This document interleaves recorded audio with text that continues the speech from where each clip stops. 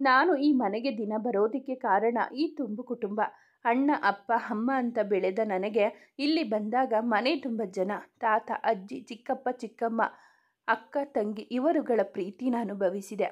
ಈ ಮನೆ ನನಗೆ ಎಲ್ಲರ ಪ್ರೀತಿನೂ ಕೊಟ್ಟಿದೆ. ಯಾರನ್ನು ಕೀಳಾಗಿ ನೋಡದೆ ತುಂಬ ಪ್ರೀತಿಯಿಂದ ಮಾತನಾಡಿಸಿ ಇವರುಗಳ ಕೊಡೋ ಪ್ರೀತಿಗೆ ಬೆಲೆ ಕಟ್ಟೋಕೆ ಆಗಲ್ಲ. ನಾನು ಅರ್ಜುನ್ ಪ್ರೀತಿ ಬೇಕು ಅಂತ ನಿಜವಾಗ್ಲೂ ಹಠ ಮಾಡಲ್ಲ. ಯಾಕೆ ಗೊತ್ತಾ, ಮನೆಯವರ ಪ್ರೀತಿ ಎಷ್ಟು ಮುಖ್ಯ ಅನ್ನೋದು ನನಗೆ ಗೊತ್ತಾಯಿತು. ಅವನು ಮನೆಯವರ ಮಾತಿಗೆ ಪ್ರಾಮುಖ್ಯತೆ ಕೊಟ್ಟು ನನ್ನ ಮನಸ್ಸಿನಿಂದ ಹೊರಗಡೆ ಹಾಕಿದರೆ ನನಗೆ ಬೇಜಾರಿಲ್ಲ. ಯಾಕೆ ಅಂದರೆ ನನ್ನ ಪ್ರೀತಿಗಿಂತ ಈ ಮನೆ ಖುಷಿ ಮುಖ್ಯ. ನನ್ನ ಪ್ರೀತಿ ಖುಷಿಯಾಗಿರೋದು ಮುಖ್ಯ.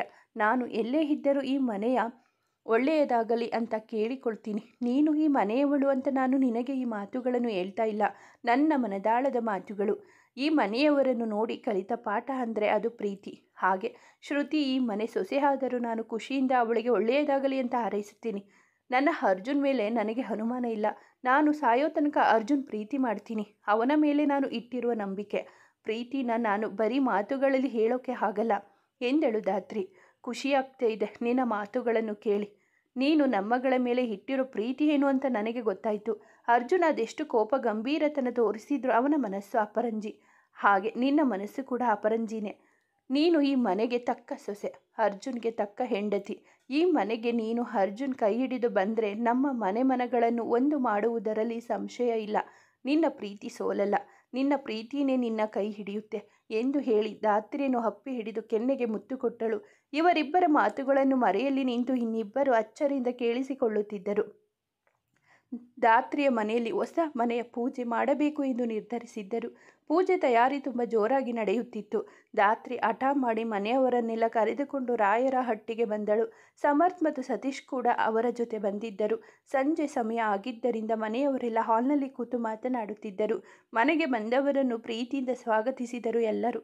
ಸತೀಶ್ ಮತ್ತು ಸಮರ್ಥ್ನ ಪರಿಚಯ ಮೊದಲೇ ಇರುವುದರಿಂದ ಎಲ್ಲರೂ ಬೇಗ ಆತ್ಮೀಯರಾದರು. ಎಲ್ಲರೂ ಮಾತನಾಡುತ್ತಿದ್ದಾಗ ಧಾತ್ರಿ ಎದ್ದು ಅರ್ಜುನ್ ಹುಡುಕಿಕೊಂಡು ಹೊರಟಳು. ಅರ್ಜುನ್ ಈಗ ಪೂರ್ತಿ ಹುಷಾರಾಗಿದ್ದ. ಕಾಲೇಜ್ಗೆ ಹೋಗಿ ಬಂದು ಮಾಡುತ್ತಿದ್ದ. ಧಾತ್ರಿಯನ್ನು ಆದಷ್ಟು ದೂರನೇ ಇಟ್ಟಿದ್ದ. ದಿನ ಅವಳು ಮನೆಗೆ ಬಂದು ಹೋದರೂ ದೂರದಿಂದ ಅವಳನ್ನು ನೋಡಿ ಖುಷಿ ಪಡುತ್ತಿದ್ದ ಬಿಟ್ಟರೆ ಅವಳ ಕಣ್ಣಿಗೆ ಬೀಳುತ್ತಿರಲಿಲ್ಲ. ಹಾಗೆ ಕಾಲೇಜಿನಲ್ಲಿಯೂ ಕೂಡ ಅವನನ್ನು ಮಾತನಾಡಿಸಲು ಪ್ರಯತ್ನಪಟ್ಟು ದಿನ ಸೋಲುತ್ತಿದ್ದಳು ಹುಡುಗಿ. ಅವಳ ಇರುವಿಕೆಯನ್ನು ಮರೆತವನಂತೆ ಇದ್ದು ಬಿಡುತ್ತಿದ್ದ.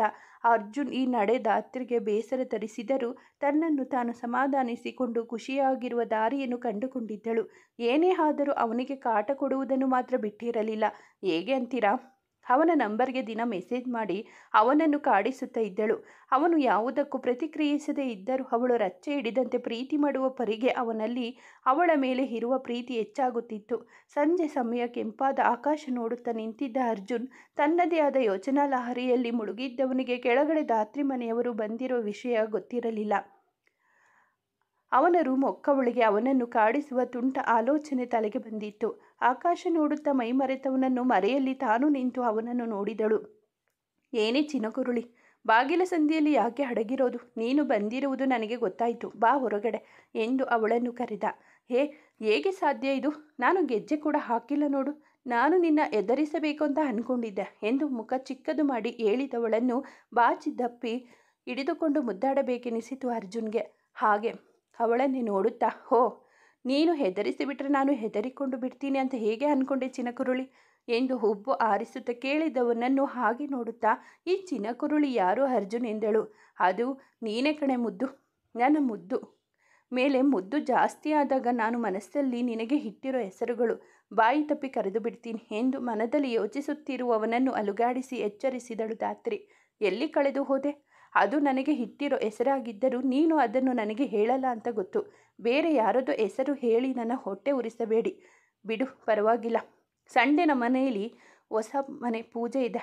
ಅಪ್ಪ ಅಮ್ಮ ಅಣ್ಣಂದಿರು ಎಲ್ಲ ಬಂದಿದ್ದಾರೆ, ಬಾ ಕೆಳಗಡೆ ಹೋಗೋಣ ಎಂದು ಅವನ ಕೈ ಹಿಡಿದಳು. ಅವನ ಕೈ ಹಿಡಿದೆ ಅವನ ಮುಖ ನೋಡಿ, ನಾನು ಏನೋ ಕೇಳ್ತೀನಿ, ಸುಳ್ಳು ಹೇಳಬೇಡ ಪ್ಲೀಸ್ ಎಂದಳು. ಅವನು ಕಣ್ಣಲ್ಲಿ ಏನು ಎಂದಾಗ, ಅದು ನಾನು ಇಲ್ಲಿ ಅಡಗಿದ್ದು ನಿನಗೆ ಹೇಗೆ ಗೊತ್ತಾಯಿತು ಎಂದು ಕೇಳಿದಳು.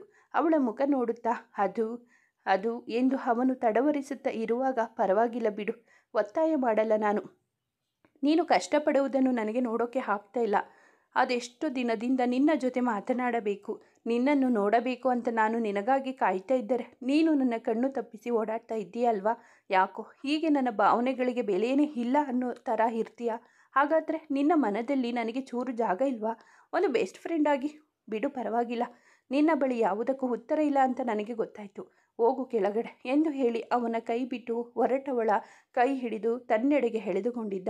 ಅವಳ ನಡು ಬಳಸಿ ಹಿಡಿದುಕೊಂಡು ಒಂದು ಕೈನಲ್ಲಿ ಅವಳನ್ನು ಹಿಡಿದು ಇನ್ನೊಂದು ಕೈ ಅವಳ ಕಣ್ಣಿನಲ್ಲಿ ತುಂಬಿದ್ದ ನೀರು ಒರೆಸಿ, ಬಿಡು ಪರವಾಗಿಲ್ಲ ಅಂತ ಹೇಳಿದ ಮೇಲೆ ಈ ಕಣ್ಣೀರು ಯಾಕೆ? ಹಿಡಿದ ಕೈನ ಹೀಗೆ ಅರ್ಧದಲ್ಲಿ ಬಿಟ್ಟು ಬಿಡ್ತೀಯ ಅಲ್ವಾ ಎಂದು ಅವಳ ಕಣ್ಣಿನಲ್ಲಿ ಕಣ್ಣಿಟ್ಟು ಕೇಳಿದ. ನಾನು ಹಿಡಿದ ಕೈನ ಬಿಡೋ ಮಾತೇ ಇಲ್ಲ. ಈ ಪ್ರೀತಿ ನನ್ನ ಕೈ ಹಿಡಿಯೋ ದಿನಕ್ಕಾಗಿ ಕಾಯುತ್ತಾ ಇರುವವಳು ನಾನು.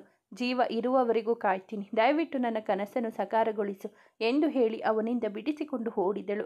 ಸಾರಿ ಕಣೆ ಮುದ್ದು, ಪ್ರತಿ ಸಲ ನೀನು ನನ್ನ ಬಯಸಿ ಬಂದಾಗ ನಾನು ನಿನಗೆ ಬರೀ ನೋವೇ ಕೊಡ್ತೀನಿ ಅಂತ ನನಗೆ ಗೊತ್ತು. ನಾನು ಏನು ಮಾಡಲಿ? ನಿನಗೆ ನೋವು ಆದಾಗ ನನಗೂ ನೋವು ಆಗುತ್ತದೆ. ಯಾಕೆಂದರೆ ನೀನು ಈ ಜೀವದಲ್ಲಿ ಬೆರೆತಿರೋಳು. ನಿನ್ನೆ ಸ್ಪರ್ಶ, ನಿನ್ನ ಹೆಜ್ಜೆ ಶಬ್ದಗಳು ನಾನು ನಿನ್ನ ನೋಡದೇನೆ ಕಂಡು ಹಿಡಿಯಬಲ್ಲೆ. ನೀನು ಬರೀ ನನ್ನ ಮನಸ್ಸಲ್ಲಿ ಇಲ್ಲ, ನೀನು ಇರೋದು ನನ್ನ ಉಸಿರಾಟದಲ್ಲಿ.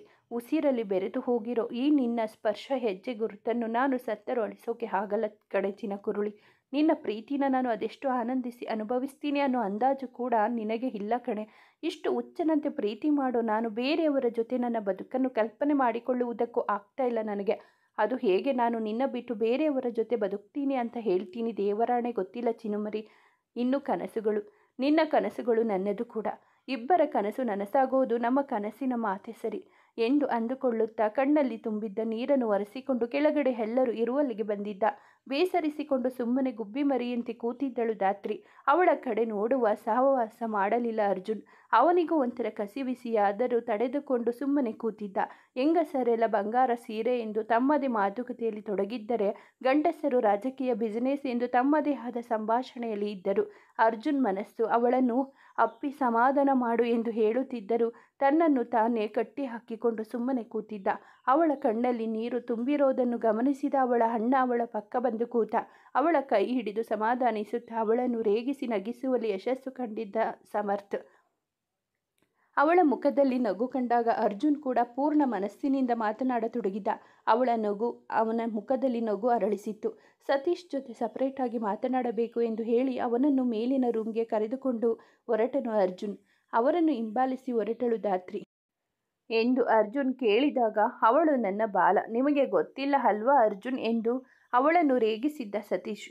ಅಣ್ಣ ಮನೆಗೆ ಬಾ, ನಿನಗೆ ಮಾಡ್ತೀನಿ ಎಂದು ಹೇಳಿದ ಹುಡುಗಿ, ನಾನು ಸತೀಶ್ ಜೊತೆ ಮಾತ್ರ ಮಾತನಾಡಬೇಕು ಅಂತ ಹೋಗ್ತಾ ಇರೋದು. ಈ ಬಾಲ ಕೊಂಬು ಎಲ್ಲ ಬರುವುದೇನು ಬೇಕಾಗಿಲ್ಲ. ಸ್ವಲ್ಪ ಹೊತ್ತು ಇಲ್ಲೇ ಸೈಡಲ್ಲಿ ಕೂತಿರಿ ಬಾಲ ಎಂದು ಹೇಳಿ ಸಮರ್ಥ್ನನ್ನು ಜೊತೆ ಕರೆದುಕೊಂಡು ಹೊರಟವನು ತನ್ನ ರೂಮ್ ಒಳಗಡೆ ಹೋಗುವವರೆಗೂ ಅವಳನ್ನೇ ನೋಡುತ್ತಾ ಹೋದ. ವಿಧಿ ಇಲ್ಲದೆ ಬೇಸರಿಸಿಕೊಂಡು ಅಶು ಬಳಿ ಹೋಗಿದ್ದಳು. ಅವರು ಕೂಡ ಬಾಲ ಕೊಂಬು ಎಂದು ಅವಳನ್ನು ರೇಗಿಸಿಕೊಂಡು ಅವರು ನಗುವಾಗ ಮುಖ ಊದಿಸಿ ಕೂತಳು ಹುಡುಗಿ. ಈ ಹುಡುಗಿ ಅದೆಷ್ಟು ವಿಚಿತ್ರ. ನಾನು ಇಷ್ಟು ಅವಳ ಪ್ರೀತಿಗೆ ಅವಳ ಭಾವನೆಗಳಿಗೆ ಬೇಸರ ಮಾಡಿದರೂ ಮತ್ತೆ ಮತ್ತೆ ನಾನೇ ಬೇಕು ಎಂದು ನನ್ನ ಹಿಂದೆಯೇ ಬರುತ್ತಾಳಲ್ಲ. ಮುದ್ದು ಪೆದ್ದು ನೀನು ನನ್ನ ಪ್ರೀತಿ ಮಾಡುವ ಪರಿಯ ನಾನು ದಿನ ಸೋಲುತ್ತಿದ್ದೇನೆ. ಒಮ್ಮೊಮ್ಮೆ ಅನಿಸುತ್ತದೆ ನಿನಗೆ ನಿನ್ನ ಪ್ರೀತಿಗೆ ಸೋತು ನನ್ನ ಮಾತು ಮುರಿದು ನಿನ್ನ ಬೆಚ್ಚನೆ ಸ್ಪರ್ಶಕ್ಕೆ ನನ್ನನ್ನು ನಾನು ಕಳೆದುಕೊಳ್ಳಬೇಕು ಅಂತ. ಅದು ಸಾಧ್ಯವಾ ಎಂದು ತನ್ನನ್ನು ತಾನು ಮರೆತು ಯೋಚಿಸುತ್ತಾ ಕುಳಿತವನು ಮಾತಿಗೆಳೆದಿದ್ದರು ಸಮರ್ಥ್ ಮತ್ತು ಸತೀಶ್. ಸ್ವಲ್ಪ ಹೊತ್ತು ಅದು ಇದು ಎಂದು ಮಾತನಾಡಿ ಟೈಮ್ ಪಾಸ್ ಮಾಡಿದರು ಮೂವರು. ಅರ್ಜುನ್ ಎದ್ದು ಹೋಗಿ ಫೈಲ್ಗಳನ್ನು ತಡಕಾಡಿ ಒಂದನ್ನು ತಂದು ಸತೀಶ್ ಕೈಗೆ ಇರಿಸಿದ.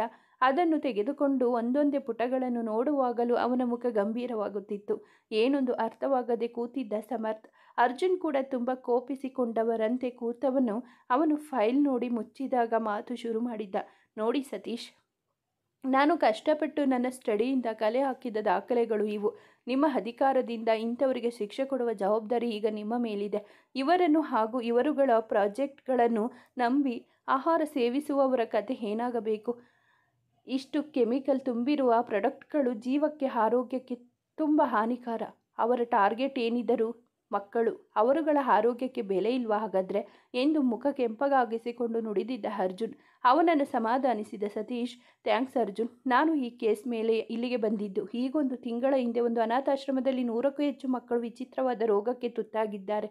ಅವರ ರೋಗಕ್ಕೆ ಕಾರಣ ಹುಡುಕಿ ಹೊರಟಾಗ ನನಗೆ ಗೊತ್ತಾಗಿದ್ದು ರಾಥೋಡ್ ಗ್ರೂಪ್ ಆಫ್ ಕಂಪನಿಯ ಪ್ರಾಡಕ್ಟ್ಗಳು ಕೆಮಿಕಲ್ ಯುಕ್ತ ಎಂದು. ಹಾಗೆ ಆ ಪ್ರಾಡಕ್ಟ್ಗಳನ್ನು ಅವರು ಹಗ್ಗದ ಬೆಲೆಗೆ ಮಾರಾಟ ಮಾಡಿ ಜನರ ಮುನ್ನಡೆ ಪಡೆದುಕೊಂಡು ಮಾರ್ಕೆಟ್ನಲ್ಲಿ ದೊಡ್ಡ ಹೆಸರುಗಳಿಸುವಲ್ಲಿ ಯಶಸ್ವಿಯಾಗಿದ್ದಾರೆ.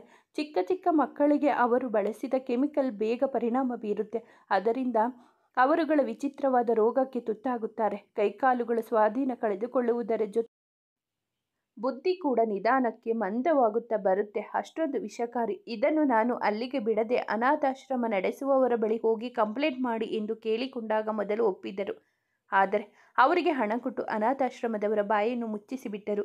ನಾನು ನನ್ನ ಹೈಯರ್ ಆಫೀಸರ್ ಬಳಿ ಇವುಗಳನ್ನು ಹೇಳಿದಾಗ ಅವರು ನನ್ನ ಮೇಲೆ ನಂಬಿಕೆ ಇಟ್ಟು ಅವರು ನನ್ನ ಇಲ್ಲಿಗೆ ಟ್ರಾನ್ಸ್ಫರ್ ಕೊಟ್ಟು ಕಳುಹಿಸಿದ್ದು.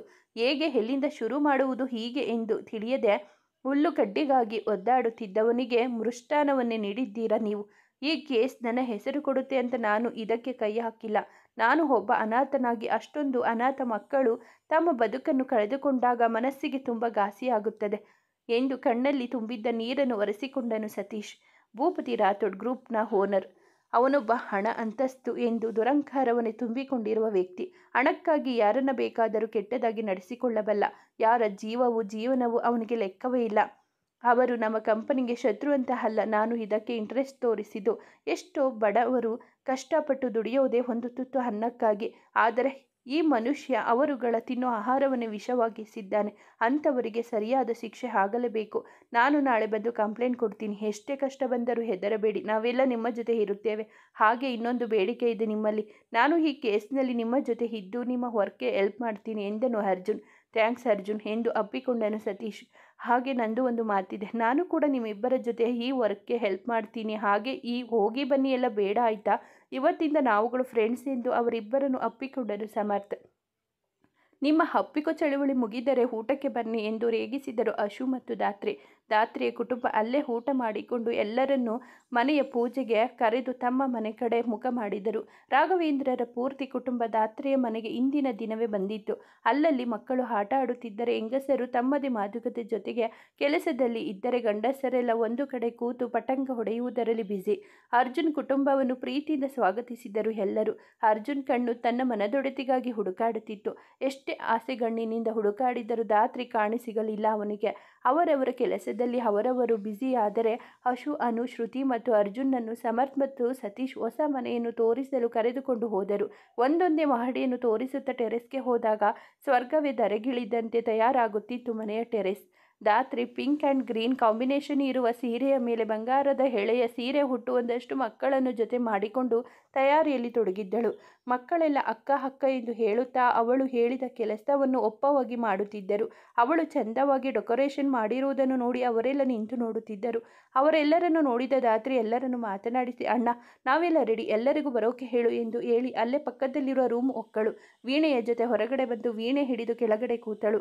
ರಾಯರ ಹಟ್ಟಿ ಪೂರ್ತಿ ಕುಟುಂಬ ಅಚ್ಚರಿಯಿಂದ ನೋಡುತ್ತಿತ್ತು. ಮಕ್ಕಳೆಲ್ಲ ಅವಳ ಜೊತೆ ಕೂತರು. ಎಲ್ಲರ ಕಡೆಯೂ ತನ್ನ ನೋಟವನ್ನು ಹರಿಸಿ ಕಿರು ನಕ್ಕಳು. ಹಾಗೆ ಅರ್ಜುನ್ ಕಡೆ ನೋಡಿ ವೀಣೆ ನುಡಿಸುತ್ತಾ ಹಾಡಲು ಶುರು ಮಾಡಿದಳು. ಹಾಡನ್ನು ಹೇಳಿ ನಿಲ್ಲಿಸಿದಾಗ ಎಲ್ಲರೂ ಎದ್ದು ನಿಂತು ಚಪ್ಪಾಳೆ ತಟ್ಟಿದರು. ಅವಳ ಕಣ್ಣಲ್ಲಿ ನೀರು ತುಂಬಿಕೊಂಡಿತ್ತು. ಯಾರಿಗೂ ಕಾಣದಂತೆ ಒರೆಸಿಕೊಂಡಳು. ಅವಳನ್ನೇ ನೋಡುತ್ತಾ, ಇಷ್ಟೊಂದು ಪ್ರೀತಿ ಮಾಡಬೇಡ ಕಣೆ ಹುಡುಗಿ ಪ್ಲೀಸ್. ಈ ನನ್ನ ಮನಸ್ಸು ತಡೆದುಕೊಳ್ಳಲ್ಲ. ನೀನೇ ಬೇಕು ಎಂದು ನನ್ನ ಬಳಿ ರಚ್ಚೆ ಹಿಡಿಯುತ್ತೆ. ಸಮಾಧಾನಿಸಲು ತುಂಬ ಕಷ್ಟ ಆಗುತ್ತೆ ಎಂದು ಮನದಲ್ಲಿ ಹೇಳಿಕೊಂಡು ಪಕ್ಕಕ್ಕೆ ಸರಿದು ತನ್ನ ಕಣ್ಣೀರನ್ನು ಒರೆಸಿಕೊಂಡ. ಅವನ ಪಕ್ಕ ಬಂದು ನಿಂತ ಅಶು ಅವನ ಕೈ ಹಿಡಿದು ಅವನ ಮುಖ ನೋಡಿ ಕಣ್ಣಿನಲ್ಲಿ ಏನು ಎಂದಳು. ಏನು ಆಗಿಲ್ಲ ಕಣೆ, ಕಣ್ಣಿಗೆ ಕಸ ಬಿತ್ತು ಎಂದು ಅವನು ಆಚೆ ಈಚೆ ನೋಡಿಕೊಂಡು ಹೇಳಿದಾಗ, ಸುಳ್ಳು ಹೇಳೋಕ್ಕೂ ಬರಲ್ಲ ನಿನಗೆ ಅಂತ ನನಗೆ ಗೊತ್ತು ಎಂದು ಹೇಳಿ ದಾತ್ರಿಯ ಬಳಿ ಹೋದವಳೆ ಅವಳನ್ನು ಹಪ್ಪಿ ತುಂಬ ಮುದ್ದಾಗಿ ಕಾಣಿಸ್ತಾ ಇದ್ದೀಯಾ, ಹಾಗೆ ಅಷ್ಟೇ ಮುದ್ದಾಗಿ ಹಾಡಿದೆ, ಲವ್ ಯು ಕಣೆ ಎಂದು ಹಣೆಗೆ ಮುತ್ತನ್ನಿಟ್ಟಳು. ಮೇಡಮ್ಗೆ ಇನ್ನೂ ಏನೇನು ಟ್ಯಾಲೆಂಟ್ ಇದೆ ಎಂದು ಈಗಲೇ ತೋರಿಸಿ ಬಿಡಿ, ನಮಗೆ ಶಾಕ್ ಕೊಡಬೇಡಿ ಎಂದು ಹೇಳಿದರು ಎಲ್ಲರೂ. ಹಾಗೆ ಹಾಡು ತುಂಬ ಚೆನ್ನಾಗಿತ್ತು ಎಂದು ಹೊಗಳಿದರು. ಎಲ್ಲರಿಗೂ ತನ್ನ ನಗುವಿನಲ್ಲಿ ಧನ್ಯವಾದಗಳು ಹೇಳಿ ಮಕ್ಕಳ ಜೊತೆ ಮತ್ತೆ ಹಾಡಲು ಶುರು ಮಾಡಿದಳು. ತುಂಬ ಹೊತ್ತಿನವರೆಗೆ ಹಾಡಿನ ಕಾರ್ಯಕ್ರಮ ನಡೆಯುತ್ತಿತ್ತು. ತನ್ನ ಮುದ್ದಾದ ಕಂಠದಿಂದ ಹಾಡು ಹೇಳಿ ಅಲ್ಲಿದ್ದವರನ್ನೆಲ್ಲ ತನ್ನತ್ತ ಸೆಳೆದುಕೊಳ್ಳುವ ಕಲೆ ಅವಳಿಗೆ ಒಲಿದು ಬಂದಿತ್ತು ಎಂದು ಸುಲಭವಾಗಿ ಯಾರಾದರೂ ಹೇಳಬಹುದು. ಸಂಗೀತ ಸಂಜೆಯಲ್ಲಿ ತೇಲುತ್ತಿರುವವರಿಗೆ ಸಮಯದ ಪರಿವೇ ಇರಲಿಲ್ಲ. ತುಂಬ ಸಮಯ ಆಗಿದ್ದರಿಂದ ಹಾಗೆ ಮಾರನೇ ದಿನ ಪೂಜೆ ಇರುವುದರಿಂದ ಮನಸ್ಸಿಲ್ಲದ ಮನಸ್ಸಿನಿಂದ ಎಲ್ಲರೂ ಸಂಗೀತ ಪ್ರಪಂಚದಿಂದ ಹೊರಗಡೆ ಬಂದು ಊಟಕ್ಕೆ ಹೋದರು. ಎಲ್ಲರನ್ನು ಮಾತನಾಡಿಸುತ್ತಾ ಪ್ರೀತಿಯಿಂದ ಕಾಣುವ ಅವಳ ಗುಣ ನಡತೆಗೆ ಹಾಗೆ ಅವಳಿಗಿರುವ ಸಂಸ್ಕಾರಕ್ಕೆ ಅನ್ನಪೂರ್ಣೇಶ್ವರಿ, ಮಂಜುಳಾ ಮತ್ತು ಶರದಿ ಅವರು ಅವಳನ್ನು ಮತ್ತಷ್ಟು ಇಷ್ಟಪಡಲು ಶುರು ಮಾಡಿದ್ದರು. ಶ್ರುತಿಗೆ ಇವುಗಳನ್ನು ಸಹಿಸಲು ಆಗುತ್ತಿರಲಿಲ್ಲ. ಎಲ್ಲರೂ ಧಾತ್ರಿಯನ್ನು ಹೊಗಳುವುದನ್ನು ಸಹಿಸಲು ಆಗದೆ ಮನೆಗೆ ಹೋಗಲು ಒತ್ತಾಯಿಸುತ್ತಿದ್ದಳು. ಊಟ ಮುಗಿಸಿ ಮನೆಗೆ ಹೋಗಲು ಸಿದ್ಧವಾದ ಕುಟುಂಬವನ್ನು ಒತ್ತಾಯಿಸಿ ಅಲ್ಲೇ ಉಳಿಸಿಕೊಂಡರು ಶಶಿಧರ್ ಮತ್ತು ಶಾರದಾ ಅವರು. ಅವರೆಲ್ಲರ ಒತ್ತಾಯಕ್ಕೆ ಮಣಿದು ಅವರೆಲ್ಲ ಅಲ್ಲೇ ಉಳಿದರು. ಬೆಳಗ್ಗೆ ಎದ್ದು ಸ್ನಾನ ಮುಗಿಸಿ ಕನ್ನಡಿ ಮುಂದೆ ನಿಂತು ಮಾತನಾಡುತ್ತಿದ್ದ ಅರ್ಜುನ್, ಇವತ್ತು ಮತ್ತೆ ಸೀರೆ ಹುಟ್ಟು ನನ್ನ ಮನಸ್ಸಿನ ಹಾದಿಯನ್ನು ತಪ್ಪಿಸಬೇಡ ಕಣೆ ಚಿನ್ನ ಕುರುಳಿ. ನೀನು ನನ್ನ ಮುದ್ದು ಪೆದ್ದು. ನೀನು ಹೀಗೆ ನನ್ನ ಮುಂದೆ ಮುದ್ದಾಗಿ ನಗುತ್ತಾ ಓಡಾಡ್ತಾ ಇದ್ದರೆ ಈ ಹಾರ್ಟ್ ನನ್ನ ಮಾತು ಕೇಳಲ್ಲ ಕಣೆ. ಇನ್ಯಾರ ಮಾತು ಕೇಳುತ್ತೆ ನಿನ್ನ ಹಾರ್ಟ್? ಧ್ವನಿ ಬಂದ ಕಡೆ ತಿರುಗಿ ನೋಡಿದ ಅರ್ಜುನ್, ಅಲ್ಲಿ ಸಮರ್ಥ್ ಮತ್ತು ಸತೀಶ್ ಕೈಕಟ್ಟಿ ನಿಂತು ನಗುತ್ತಿದ್ದರು. ಏನ್ ಸಾಹೇಬ್ರೆ, ಪ್ರೀತಿಯಲ್ಲಿ ಬಿದ್ದು ತೇಲ್ತಾ ಇರೋ ಹಾಗಿದೆ. ಯಾರು ಆ ಅದೃಷ್ಟ ಪಡೆದಿರುವ ಹುಡುಗಿ ಎಂದು ಸತೀಶ್ ಕೇಳಿದ. ತಪ್ಪಿಸಿಕೊಂಡು ಹೊರಟವನನ್ನು ಅಡ್ಡಗಟ್ಟಿದ ಸಮರ್ಥ್, ಹೇಳೋ ತನಕ ಬಿಡಲು ಯಾರು ಹೇಳು ಎಂದು ಅವನನ್ನು ಹಿಡಿದುಕೊಂಡು ಹೇಳಿದ ಸಮರ್ಥ್. ತಪ್ಪಿಸಿಕೊಳ್ಳಲು ಬೇರೆ ದಾರಿ ಹುಡುಕ್ತಾ ಇರೋ ಹಾಗಿದೆ ಎಂದು ಹೇಳಿ ಸತೀಶ್ ಅವನ ಬಳಿ ಬರುವಾಗಲೇ ಅರ್ಜುನ್ ಸಮರ್ಥ್ಗೆ ಕಚ್ಚುಗುಳಿ ಕೊಟ್ಟು ತಪ್ಪಿಸಿಕೊಂಡು ಅಲ್ಲಿಂದ ಹೊರಗಡೆ ಓಡಿ ಹೋದ. ಹಿಂದೆ ಹಿಂದೆ ನೋಡುತ್ತಾ ನಗುತ್ತಾ ಓಡಿ ಬಂದವನು ಎದುರಿಗೆ ಬರುತ್ತಿರುವ ಧಾತ್ರಿಗೆ ಡಿಕ್ಕಿ ಹೊಡೆದಿದ್ದ. ಇನ್ನೇನು ಆಯ ತಪ್ಪಿ ಬೀಳುತ್ತಿರುವ ತನ್ನ ಮನದೊಡತಿಯ ಕೈ ಹಿಡಿದು ತನ್ನೆಡೆಗೆ ಎಳೆದುಕೊಂಡು ನಿಂತ. ಇನ್ನೇನು ಬೀಳುವೆ ಎಂದು ಹೆದರಿ ಕಣ್ಣು ಮುಚ್ಚಿ ನಿಂತಿದ್ದಳು ಧಾತ್ರಿ. ಚಂದದ ಸೀರೆ ಹುಟ್ಟು ರೆಡಿಯಾಗಿ ಮುದ್ದಾಗಿ ಕಾಣುತ್ತಿರುವವಳನ್ನು ಹಾಗೆ ನೋಡುತ್ತಾ ತನ್ನ ಕಣ್ಣು ತುಂಬಿಕೊಳ್ಳುತ್ತಿದ್ದ ಅರ್ಜುನ್. ಸಮರ್ಥ್ ಮತ್ತು ಸತೀಶ್ ಇವನ ಹಿಂದೆ ಬರುತ್ತಿರುವುದನ್ನು ನೋಡಿದ ಅರ್ಜುನ್ ಅವಳನ್ನು ಯಾರಿಗೂ ಕಾಣದಂತೆ ತನ್ನ ತೋಳ ತೆಕ್ಕೆಗೆ ತೆಗೆದುಕೊಂಡು ಪಕ್ಕದಲ್ಲಿರುವ ಖಾಲಿ ರೂಮ್ ಹೊಕ್ಕಿದನು. ಕಣ್ಣು ಬಿಟ್ಟವಳಿಗೆ ಭಯವಾಗಿ ಜೋರಾಗಿ ಕಿರುಚಿದಳು. ಅವಳ ಬಾಯನ್ನು ಗಟ್ಟಿಯಾಗಿ ಹಿಡಿದು ರೂಮ್ನ ಪಕ್ಕದಲ್ಲಿ ಇರುವ ಸ್ಟೋರ್ ರೂಮ್ನಲ್ಲಿ ಅಡಗಿಕೊಂಡ. ಪ್ಲೀಸ್ ಪ್ಲೀಸ್ ಕಿರುಚಬೇಡ ಕಣೆ, ನಾನು ಕಣೆ ಎಂದನು. ಸುಮ್ಮನೆ ಇರೆ ಪ್ಲೀಸ್ 5 ನಿಮಿಷ ಎಂದು ಹೇಳಿ ಅವಳ ಬಾಯನ್ನು ಹಿಡಿದ ಕೈಯನ್ನು ಬಿಟ್ಟ. ಅಯ್ಯೋ ಪಾಪಿ, ಭಯ ಆಗಲ್ವ ನನಗೆ? ನೋಡು ನನ್ನ ಹಾರ್ಟ್ ಹೇಗೆ ಬಡಿದುಕೊಳ್ಳುತ್ತಿದೆ ಅಂತ. ಜೀವ ಬಾಯಿಗೆ ಬಂದಿತ್ತು ನನಗೆ ಎಂದು ಹೇಳಿ ಅವನ ಕಾಲನ್ನು ಮೆಟ್ಟಿದಳು. ಅಮ್ಮ, ಏನೇ ನೀನು ಹೀಗೆ ಇಷ್ಟು ಜೋರಾಗಿ ತುಳಿಯೋದಾ ಎಂದು ಕೇಳಿದವನಿಗೆ, ಹಾಗಾದರೆ ತುಳಿಯೋದು ಓಕೆ ಅಂತಾಯಿತು, ಜೋರಾಗಿ ತುಳಿಯಬಾರದು ಅಂತ ಅಲ್ವಾ? ಇಷ್ಟು ಸಾಕಾ ಅಂತ ಮತ್ತೆ ನಿಧಾನಕ್ಕೆ ತುಳಿದಿದ್ದಳು. ಯಪ್ಪ, ಡೆಮೋ ಕೊಡು ಅಂತ ಹೇಳಿದ್ನ ನಿನ್ನ ಹತ್ತಿರ? ಅಮ್ಮ ತಾಯಿ, ಸ್ವಲ್ಪ ಹೊತ್ತು ಹೀಗೆ ನಿಲ್ಲು, ನೀನು ಮಾತನಾಡದೆ ಪುಣ್ಯ ಕಟ್ಕೋ ತಾಯಮ್ಮ. ಅಕಸ್ಮಾತ್ ನಾನು ನಿನ್ನ ಅಣ್ಣಂದಿರ ಕೈಗೆ ಸಿಕ್ಕಿಬಿದ್ದರೆ ನನ್ನ ಕತೆ ಅಷ್ಟೇ ಇವಾಗ ಎಂದು ಹೇಳಿ ಬಗ್ಗಿ ಬಗ್ಗಿ ನೋಡುತ್ತಾ ನಿಂತನು. ನಿನ್ನ ಜೊತೆ ನಾನು ಯಾಕೆ ಅಡಗಿ ಕೂರಬೇಕು ಎಂದವಳಿಗೆ, ನಾನು ಎಲ್ಲಿ ಇದ್ದೀನಿ ಅಂತ ನಿನಗೆ ಮಾತ್ರ ಗೊತ್ತು ಅಲ್ವಾ, ಅದಕ್ಕೆ ಎಂದನು. ನನ್ನ ಮುಖ ನೋಡು, ತಿರುಗೋ, ನನ್ನ ನೋಡಿ ಮಾತಾಡು, ಕಳ್ಳನ ಥರ ಯಾಕೆ ಬಚ್ಚಿಟ್ಟುಕೊಳ್ಳೋ ಆಟ. ಹಿಂದೆ ನಿಂತವಳು ಅವನ ಕೈಯನ್ನು ಹಿಡಿದು ಎಳೆಯುತ್ತಿದ್ದಳು. ಅವನು ಬಿಡಿಸಿಕೊಳ್ಳುತ್ತಿದ್ದ. ಇವಳು ಬಿಡದೆ ಅವನ ಕೈಯನ್ನು ಜೋರಾಗಿ ಹಿಡಿದೆಳೆದಳು. ಅವನು ಅವಳ ಮೈ ಮೇಲೆ ಹೋಗಿ ಬಿದ್ದ. ಆಯ ತಪ್ಪಿ ಕೆಳಗಡೆ ಬೀಳುತ್ತಿರುವ ಅವಳ ನಡುವ ಹಿಡಿದು ನಿಲ್ಲಿಸಿದ. ಪದೇ ಪದೇ ಬೀಳ್ತೀಯಲ್ಲೇ ಹುಡುಗಿ ಎಂದನು. ಪಕ್ಕದಲ್ಲಿ ನೀನು ಇದ್ದರೆ ನನಗೆ ಪದೇ ಪದೇ ಬೀಳಬೇಕು ಅಂತ ಅನಿಸುತ್ತೆ ಹುಡುಗ. ಕಾರಣ ಏನು ಅಂತ ಬಾಯಿ ಬಿಟ್ಟು ಹೇಳಬೇಕು ನಾನು ನಿನಗೆ ಎಂದು ನಾಚುತ್ತಾ ತಲೆ ತಗ್ಗಿಸಿ ನುಡಿದಳು. ನಿನ್ನ ಮುಖ ನೋಡಿದರೆ ನಾನು ಕಳೆದೇ ಹೋಗ್ತೀನಿ. ಈ ನಾಚಿಕೆ ಬೇರೆ ಕಮ್ಮಿ ಇತ್ತು. ಯಪ್ಪ, ಸತ್ತೋಗ್ತೀನಿ ಇವತ್ತು ಪಕ್ಕ. ಆ ಕೆಂಪಾಗಿರೋ ನಿನ್ನ ಮುಖ, ಕೆನ್ನೆಗೆ ರಂಗು ತುಂಬಿರೋ ಆ ಕೆನ್ನೆಗುಳಿ, ಕಾಡಿಗೆಗೆ ಮೆರಗು ತುಂಬಿರೋ ನಿನ್ನ ಆ ಪುಟ್ಟ ಕಣ್ಣುಗಳು, ನಿಮಿಷಕ್ಕೆ 3 ಸಾರಿ ಬಡಿದುಕೊಂಡು ನನ್ನ ಸತಾಯಿಸೋ ಆ ಕಣ್ಣು ರೆಪ್ಪೆಗಳು, ನನ್ನ ಸ್ವತ್ತಾದ ಆ ಕೆನ್ನೆಯನ್ನೇ ಪದೇ ಪದೇ ಮುತ್ತಿಕ್ಕೋ ಆ ನಿನ್ನ ಮುಂಗುರುಳು, ನಾನು ಗುಟ್ಟು ಕೇಳಬೇಕಾದ ಜಾಗನ ಆಕ್ರಮಿಸಿರೋ ಈ ನಿನ್ನ ಕಿವಿಯೋಲೆ ಸಾಯಿಸ್ತಾ ಇದೆ ಕಣೆ. ಹೊರಟೋಗು ಇಲ್ಲಿಂದ ಹಿತ, ಪ್ಲೀಸ್ ಹೊರಟು ಹೋಗು. ಇನ್ನೂ ಕಾಡಿಸಬೇಡ ಕಣೆ, ತಡೆದುಕೊಳ್ಳಲ್ಲ ಈ ಬಡಪಾಯಿ ಜೀವ. ನಿನಗೆ ಹೇಳಿದ್ದು ಹಿತ ನಾನು, ಹೊರಟೋಗು ಪ್ಲೀಸ್ ಎಂದು ಹೇಳಿ ಅಲ್ಲೇ ಕುಸಿದು ಕುಳಿತನು. ಅವಳಿಗೆ ಏನು ಮಾಡಬೇಕು ಎಂದು ಗೊತ್ತಾಗದೆ ಅವನ ಪಕ್ಕದಲ್ಲಿ ಕೂರಲು ಹೊರಟವಳನ್ನು ತಡೆದು, ನನ್ನಿಂದ ದೂರ ಹೋಗು ಅಂತ ಅಂದೆ ತಾನೆ ಎಂದು ಕಣ್ಣು ಕೆಂಪು ಮಾಡಿ ನುಡಿದಾಗ ಭಯವಾಗಿ ಅಲ್ಲಿಂದ ಹೊರಗಡೆ ಬಂದಿದ್ದಳು. ಆರಾಮಾಗಿ ಮಾತಾಡ್ತಾ ಇದ್ದವನಿಗೆ ಏನಾಗೋಯ್ತು? ಅವನ ಕಣ್ಣಲ್ಲಿ ನನ್ನೆಡೆಗೆ ಇರೋ ಪ್ರೀತಿನ ಇವತ್ತು ನಾನು ನೋಡಿದೆ. ಏನು ಮಾತಾಡ್ತಾ ಇದ್ದ ಅವನು? ಅವನು ಹಿತ ಅಂತ ಕರೆದಿದ್ದು ನನಗೆ ಅಲ್ವಾ? ಅಂದರೆ ಅವನ ಹಿತ ನಾನಾ?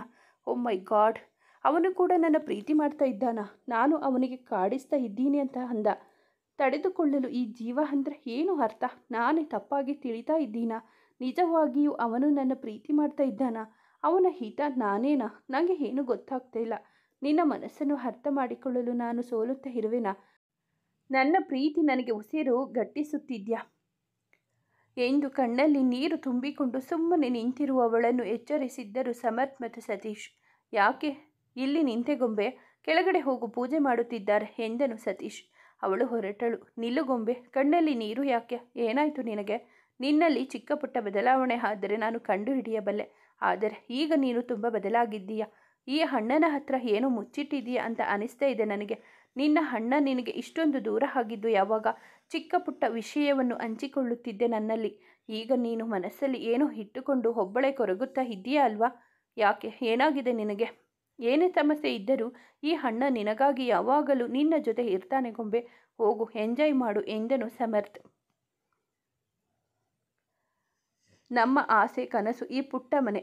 ನಾವು ಅದನ್ನು ಇವತ್ತು ಸಂಭ್ರಮಿಸೋ ದಿನ. ಪ್ಲೀಸ್, ನಿನ್ನ ಈ ಕಣ್ಣೀರು ನಮಗೆ ತುಂಬ ನೋವು ಕೊಡುತ್ತೆ ಕಣೋ. ನಿನ್ನ ನಗು ಮತ್ತು ಖುಷಿ ಬಯಸೋ ಜೀವಗಳು ನಾವು ಎಂದು ಅವಳನ್ನು ಅಪ್ಪಿಕೊಂಡು ಹಣೆಗೆ ಸಿಹಿ ಮುತ್ತನ್ನಿಟ್ಟ ಸತೀಶ್. ಅವರಿಬ್ಬರನ್ನು ಅಪ್ಪಿ ಕಣ್ಣೀರು ಹಾಕಿದಳು ಧಾತ್ರಿ. ಪೂಜೆ ಆದ ಮೇಲೆ ಮಾತನಾಡುವ, ಈಗ ಬೇಡ ಗೊಂಬೆ, ಅಳಬೇಡ ಎಂದು ಅವಳನ್ನು ಇಬ್ಬರು ಸೇರಿ ಸಮಾಧಾನಿಸಿಕೊಂಡು ಪೂಜೆ ನಡೆಯುವಲ್ಲಿ ಕರೆದುಕೊಂಡು ಹೋದರು. ಎಲ್ಲರ ಎದುರಿಗೆ ನಗುತ್ತಿದ್ದರು. ಅವಳ ತಲೆಯಲ್ಲಿ ಸಾವಿರಾರು ಪ್ರಶ್ನೆಗಳು ಓಡಾಡುತ್ತಿದ್ದವು. ಅರ್ಜುನ್ ಮಾತ್ರ ಅವಳ ಕಣ್ಣು ತಪ್ಪಿಸಿ ಓಡಾಡುತ್ತಿದ್ದ. ಅವನಿಗೆ ಅವಳ ಮುಖ ನೋಡಲು ಹಿಂಜರಿಕೆ. ಬಾಯಿ ತಪ್ಪಿ ತನ್ನ ಪ್ರೀತಿಯನ್ನು ಅವಳ ಮುಂದೆ ಹೇಳಿಯಾಗಿತ್ತು. ಅವಳಿಂದ ತಪ್ಪಿಸಿಕೊಳ್ಳುವ ದಾರಿಗಾಗಿ ಹುಡುಕಾಟ ಶುರು ಮಾಡಿದ್ದ ಅವನು. ಆದರೆ ಅವಳು ಮಾತ್ರ ಅವನ ಜೊತೆ ಮಾತನಾಡಲೇಬೇಕು ಎಂದು ನಿರ್ಧರಿಸಿ ಒಳ್ಳೆಯ ಸಮಯಕ್ಕಾಗಿ ಕಾಯುತ್ತಿದ್ದಳು. ಅವನು ಮಾತ್ರ ಶ್ರುತಿ ಪಕ್ಕ ಕೂತವನು ಆಚೆ ಈಚೆ ಓಡಾಡದೆ ಒಂದೇ ಜಾಗದಲ್ಲಿ ಕೂತಿದ್ದ. ಅವಳಿಗೆ ಅವನ ಬುದ್ಧಿವಂತಿಕೆ ಅರ್ಥವಾಗಿ ಹೋಗಿತ್ತು. ಎಷ್ಟೇ ಪ್ರಯತ್ನ ಪಟ್ಟರೂ ಅವಳಿಗೆ ಅವನ ಜೊತೆ ಮಾತನಾಡುವ ಅವಕಾಶ ಒದಗಿ ಬರಲಿಲ್ಲ ಎನ್ನುವುದಕ್ಕಿಂತ ಅವನು ಒದಗಿಸಿಕೊಡಲಿಲ್ಲ ಅನ್ನುವುದು ಸೂಕ್ತ. ಎಲ್ಲರೂ ಊಟ ಮಾಡಿ ಶುಭ ಹಾರೈಸಿ ಅವರವರ ಮನೆಗೆ ತೆರಳಿದರು. ಖುಷಿಯಾಗಿ ಆ ದಿನವನ್ನು ಎಲ್ಲರೂ ಬೀಳ್ಕೊಟ್ಟಿದ್ದರು. ಧಾತ್ರಿಗೆ ನಿದ್ದೆ ಹಾರಿ ಹೋಗಿತ್ತು. ಅರ್ಜುನ್ ಜೊತೆ ಮಾತನಾಡಲೇಬೇಕು ಎಂದು ಅವನ ಫೋನಿಗೆ ಟ್ರೈ ಮಾಡಿದಳು. ಆ ಕಡೆಯಿಂದ ಉತ್ತರ ಮಾತ್ರ ಶೂನ್ಯ. ಆದರೆ ಅವಳು ತನ್ನ ಪ್ರಯತ್ನ ಮಾತ್ರ ಬಿಡಲಿಲ್ಲ. ತನ್ನ ಹಠ ಬಿಡದೆ ಅವನಿಗೆ ಫೋನ್ ಮಾಡುತ್ತಲೇ ಇದ್ದಳು. ಪ್ರತಿ ಸಲ ಅವಳ ಕಡೆಯಿಂದ ಫೋನ್ ಬಂದಾಗ ಮಾತ್ರ ಇವನು ಚಡಪಡಿಸುತ್ತಾ ಇದ್ದ. ಅವಳ ಜೊತೆ ಮಾತನಾಡಲೇಬಾರದು ಎಂದು ಗಟ್ಟಿ ಮನಸ್ಸು ಮಾಡಿದ್ದ. ತನ್ನ ಹಿಡಿತ ತಪ್ಪಿ ಮನಸ್ಸಿನ ಭಾವನೆಗಳನ್ನು ಅವಳಲ್ಲಿ ಹಂಚಿಕೊಂಡಿದ್ದ. ಅದು ಸ್ವಲ್ಪ ಅವನ ಮನಸ್ಸಿಗೆ ನಿರಾಳ ಎನಿಸಿದರೂ ಅವಳ ಕಣ್ಣು ತಪ್ಪಿಸಿ ಓಡಾಡಲು ಕಷ್ಟವಾಗುತ್ತಿತ್ತು. ತಾನೇ ಮಾಡಿಕೊಂಡಿದ್ದು ಅನುಭವಿಸಲೇಬೇಕು ಎಂದು ತಲೆ ಚಚ್ಚಿಕೊಳ್ಳುತ್ತಿದ್ದ. ಅವಳ ಚಡಪಡಿಕೆಯನ್ನು ತುಂಬ ದಿನದಿಂದ ಗಮನಿಸಿದ ಅವಳ ಅಣ್ಣಂದಿರು ಅವಳ ಜೊತೆ ಮಾತನಾಡಲೇಬೇಕು ಎಂದು ನಿರ್ಧಾರ ಮಾಡಿದರು. ಅವರ ಒತ್ತಾಯಕ್ಕೆ ಮಣಿದು ಅರ್ಜುನ್ ಮೇಲಿರುವ ತನ್ನ ಪ್ರೀತಿಯನ್ನು ಹಂಚಿಕೊಂಡು ಕಣ್ಣೀರಾಗಿದ್ದಳು. ಪ್ರೀತಿ ಎಂದರೆ ಒತ್ತಾಯದಿಂದ ಹಾಗೂ ಹಠದಿಂದ ಹುಟ್ಟುವ ಭಾವನೆಯಲ್ಲ. ಪ್ರೀತಿ ಮನಸ್ಸಿನ ಸುಮಧುರ ಪ್ರೇಮ ಗೀತೆ ಹಾಗೂ ಹೃದಯದ ಪಿಸುಮಾತು. ಹಠದಿಂದ ಪ್ರೀತಿಯನ್ನು ಪಡೆಯುವೆ ಎಂದು ನೀನು ಅಂದುಕೊಂಡಿದ್ದರೆ ಅದು ಸುಳ್ಳು. ಪ್ರೀತಿ ನೀನು ಬಯಸದೆ ನಿನ್ನ ಬಳಿ ಬರಬೇಕು. ನೀನು ಹಠ ಮಾಡಿ ಒಬ್ಬರ ಪ್ರೀತಿಯನ್ನು ಪಡೆದೇ ತೀರುತ್ತೇನೆ ಎಂದರೆ ಅದು ಪ್ರೀತಿಯ ಗೆಲುವಲ್ಲ, ಅದು ನಿಜವಾದ ಪ್ರೀತಿಯ ಸೋಲಾಗಿರುತ್ತದೆ. ನಿನ್ನ ಪ್ರೀತಿ ನಿಜವಾದರೆ ನಿನ್ನ ಬಳಿ ಅದು ಬರಲೇಬೇಕು, ಬರುತ್ತದೆ. ಅಲ್ಲಿಯ ತನಕ ನಿನ್ನ ಪ್ರೀತಿಯ ಮೇಲೆ ನಂಬಿಕೆ ಇಟ್ಟು ಆ ಸಮಯಕ್ಕಾಗಿ ಕಾಯುತ್ತಾ ಇರು. ಪ್ರೀತಿ ಎಂದರೆ ಪ್ರೀತಿಸುವ ಜೀವಕ್ಕಾಗಿ ಕಾಯುವುದು ಹೊರತು ಪ್ರೀತಿಸುವ ಜೀವನವನ್ನು ಕಾಡುವುದಲ್ಲ ಎಂದು ಅವಳಿಗೆ ಸಮಾಧಾನ ಮಾಡಿದ್ದರು ಸಮರ್ಥ್ ಮತ್ತು ಸತೀಶ್. ಅವರ ಮಾತಿಗೆ ಸಮ್ಮತಿಸಿ ಅವನು ತಾನಾಗಿ ಬಂದು ಅವನ ಮನಸ್ಸಿನ ಭಾವನೆಗಳನ್ನು ಹೇಳಿಕೊಳ್ಳುವ ತನಕ ತಾನು ಅವನಿಂದ ದೂರ ಇರಬೇಕೆಂದು ನಿರ್ಧರಿಸಿದಳು. ಈ ವಿಷಯಗಳೆಲ್ಲ ಅರ್ಜುನ್ಗೆ ಹೇಗೆ ಗೊತ್ತಾಯಿತು? ಯಾರಿಗೂ ಗೊತ್ತಾಗದಂತೆ ಇಲ್ಲಿ ತನಕ ನನ್ನ ಕೆಲಸಗಳನ್ನು ಮಾಡಿಕೊಂಡು ಬಂದೆ. ನನ್ನ ವಸ್ತುಗಳಿಗೆ ಒಂದು ಬ್ರ್ಯಾಂಡ್ ನೇಮ್ ಸಿಗೋ ಥರ ಮಾಡಿದೆ. ಆ ನೇಮ್ಗಾಗಿ ನಾನು ಪಟ್ಟ ಶ್ರಮ ನನಗೆ ಮಾತ್ರ ಗೊತ್ತು. ನನ್ನ ಶ್ರಮ ನೀರಲ್ಲಿ ಹುಣಸೆಯನ್ನು ತೊಳೆದ ಹಾಗೆ ಆಗಬಾರದು. ಆಗೋದಕ್ಕೆ ನಾನು ಬಿಡಲ್ಲ. ಅರ್ಜುನ್, ನೀನು ಸುಮ್ಮನೆ ಮಲಗಿದ್ದ ಸಿಂಹನ ಬಡಿದು ಎಬ್ಬಿಸಿದ್ಯಾ. ಆ ಸಿಂಹ ಈಗ ನಿನ್ನ ಸುಮ್ಮನೆ ಬಿಟ್ಟು ಬಿಡುತ್ತೆ ಅಂತ ನೀನು ಅದು ಹೇಗೆ ಅಂದ್ಕೊಂಡೆ? ನಾನು ಸಾಮ್ರಾಜ್ಯಕ್ಕೆ ನೀನು ಕಲ್ಲು ಹಾಕ್ತಾ ಇದೆಯಾ? ನನ್ನ ಈ ಸಾಮ್ರಾಜ್ಯನ ಉರುಳಿಸೋ ಈ ನಿನ್ನ ಹಠಾನ ನಾನು ನಿನ್ನ ಕುಟುಂಬನ ಸರ್ವನಾಶ ಮಾಡಿ ಮುಗಿಸ್ತೀನಿ, ನೋಡ್ತಾ ಇರು ಎಂದು ಭೂಪತಿ ತನ್ನ ಮನೆಯ ಸೂರು ಕಿತ್ತೋಗೋ ಥರ ಕಿರುಚಾಡ್ತಾ ಇದ್ದ. ಅಲ್ಲಿಗೆ ಬಂದ ಅವನ PA ಸರ್ ಎಂದು ಕರೆದನು.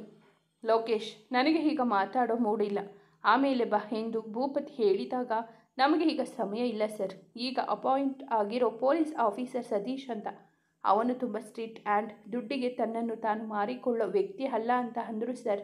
ನಾವು ಈಗ ಏನಾದರೂ ಮಾಡಿಲ್ಲ ಅಂದರೆ ಬೀದಿಗೆ ಬೀಳಬೇಕಾಗುತ್ತದೆ ಎಂದು ಹೇಳಿ ಲೋಕೇಶ್ ಹೋದನು. ನಾನು ಬೀದಿಗೆ ಬೀಳೋದು ಕನಸಿನ ಮಾತು. ನಾನು ಭೂಪತಿ. ಇದರಿಂದ ಹೊರಗಡೆ ಬರೋದು ಹೇಗೆ ಅಂತ ನನಗೆ ಗೊತ್ತು. ನನ್ನ ಕೈನಲ್ಲಿ ಬೇಕಾದಷ್ಟು ದುಡ್ಡಿದೆ. ನಾನು ಒಂಥರ ರಕ್ತ ಬೀಜಾಸುರನ ಥರ ಅಂತ ಯಾರಿಗೂ ಗೊತ್ತೇ ಇಲ್ಲ ಎಂದು ಗಹಗಹಿಸಿ ನಗುತ್ತಾ ತನ್ನ ಫೋನ್ ಕೈಗೆತ್ತಿಕೊಂಡು ಒಂದು ನಂಬರ್ಗೆ ಡಯಲ್ ಮಾಡಿ ಮಾತನಾಡಿದನು. ಅವರು ಅವನಿಗೆ ಮನೆಗೆ ಬರಲು ಆಹ್ವಾನವಿತ್ತರು. ಗೆಲುವಿನ ನಗೆ ಬೀರಿ ತನ್ನ ಕಾರನ್ನು ಏರಿ ಹೊರಟನು. ಅದಾಗಲೇ ನೀವು ಎಲ್ಲ ಕಡೆ ಹರಿಯುತ್ತಿತ್ತು.